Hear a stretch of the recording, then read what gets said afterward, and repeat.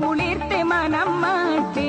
തിരിച്ചപ്പെട്ട മോന്റെ കിനാവിന്റെ വാർത്ത കേട്ട് യാക്കൂബന്നോരെ മനം കുളിർത്ത് മനം മാട്ട്. മകനിൽ വരാനുള്ള റഹീമത്തുകൾ വിവരിത്തെ മാറിൽ ചേർത്തണച്ചു ബാവ ഓമനപ്പൂമൂത്തെ. മകനിൽ വരാനുള്ള റഹ്മത്തുകൾ വിവരിത്തെ മാറിൽ ചേർത്തണച്ചും ബാവ ഓമനപ്പൂമൂത്തെ.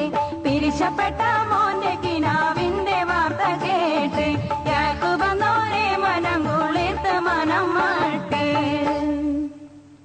സ്വപ്ന വൃത്താന്തമറിഞ്ഞ യാക്കൂബിന്റെ മുഖം പ്രസന്നമായി. അദ്ദേഹം വാത്സല്യത്തോടെ ആ പൂങ്കവിളുകളിൽ ഉമ്മ വെച്ചു. മകനെ, നീ സ്വപ്നത്തിൽ കണ്ട സൂര്യനും ചന്ദ്രനും നിന്റെ മാതാപിതാക്കളാണ്. 11 നക്ഷത്രങ്ങൾ നിന്റെ സഹോദരങ്ങളും. ഇവരെല്ലാം ഒരു നാളിൽ നിന്റെ അധീനത്തിൽ ജീവിക്കേണ്ടി വരും. ഇതാണ് നീ കണ്ട സ്വപ്നത്തിന്റെ സാരം. അതിനാൽ എന്റെ മകൻ ഭയപ്പെടേണ്ട യാതൊരു ആവശ്യവുമില്ല. എന്നാൽ നീ ഈ കണ്ട സ്വപ്നത്തെക്കുറിച്ചോ അതിന് ഞാൻ പറഞ്ഞ വ്യാഖ്യാനത്തെക്കുറിച്ചോ നിന്റെ സഹോദരങ്ങളോടോ മറ്റുള്ളവരോടോ അറിയിക്കരുത്. അത് അപകടമാണ്. പിതാവിന്റെ നിർദ്ദേശം യൂസുഫ് അംഗീകരിച്ചു. അവർ വീണ്ടും ഉറങ്ങുവാൻ കിടന്നു. എന്നാൽ അവിടെ നടന്ന സംഭാഷണങ്ങളെല്ലാം അടുത്ത മുറിയിൽ കിടന്ന് ലിയ കേൾക്കുന്നുണ്ടായിരുന്നു.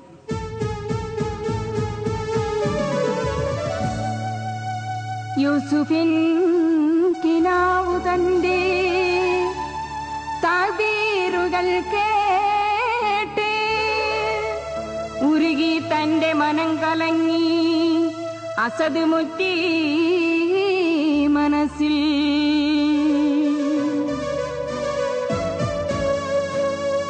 സ്വപ്ന വ്യാഖ്യാനം കേട്ട ലിയായുടെ മനസ്സിൽ അസൂയയും കോപവും ഇരട്ടിച്ചു.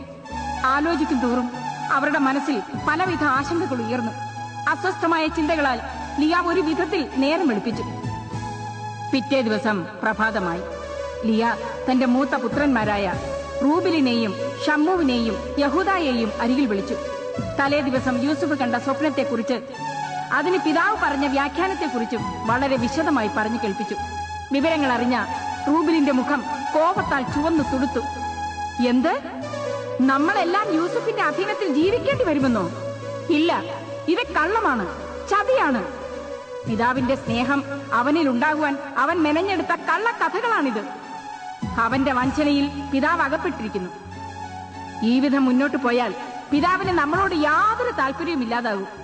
ഒരു പക്ഷേ അദ്ദേഹം നമ്മെ വെറുക്കുക കൂടി ചെയ്യും. ഇല്ല, അതിനനുവദിക്കാൻ പാടില്ല.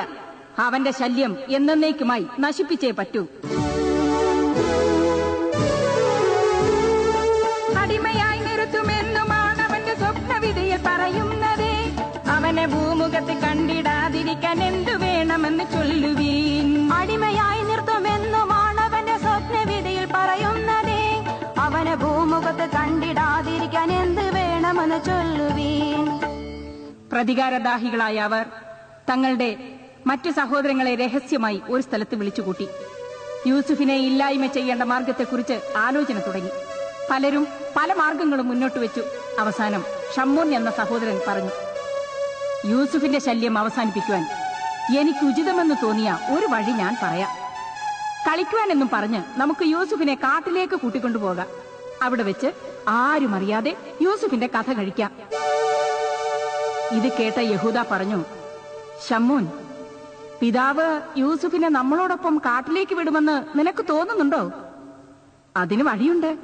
യൂസുഫിന്റെ സമീപം ചെന്ന് നമുക്ക് പലവിധ കളികളിൽ ഏർപ്പെടാം. അത് കാണുമ്പോൾ നമ്മളോടൊപ്പം കാട്ടിലേക്ക് വരുവാൻ അവൻ ആഗ്രഹം പ്രകടിപ്പിക്കും. അവന്റെ ആഗ്രഹത്തിന് പിതാവ് ഒരിക്കലും എതിര് നിൽക്കുകയില്ല. ഈ നിർദ്ദേശം അവരെല്ലാവരും അംഗീകരിച്ചു.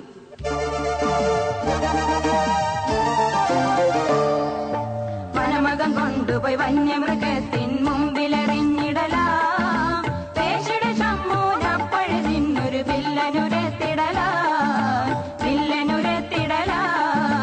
വനമകം കൊണ്ടുപോയി വന്യമൃഗ